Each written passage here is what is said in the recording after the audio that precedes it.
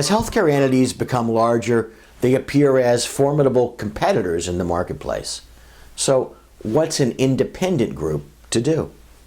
November 25, 1863, the Civil War, the Battle of Missionary Ridge outside of Chattanooga.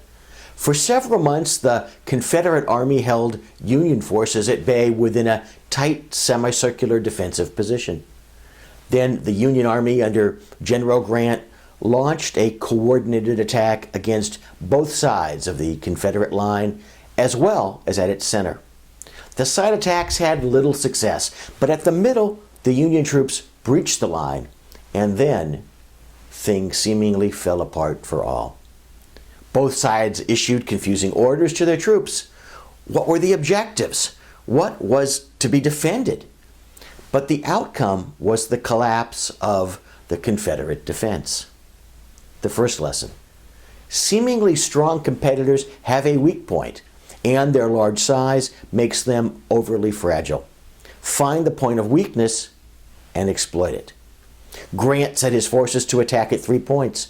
Only one attack out of 3 hit a weak point, but that was enough. The second lesson: a large competitor cannot deal with confusion quickly enough to save itself.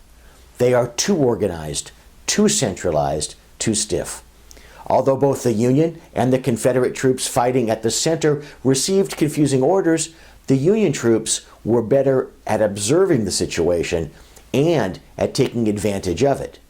That's an illustration of Boyd's OODA loop: observe, orient, decide, and act. The third lesson? Well, the first two are so important for you to consider that the third will only get in the way.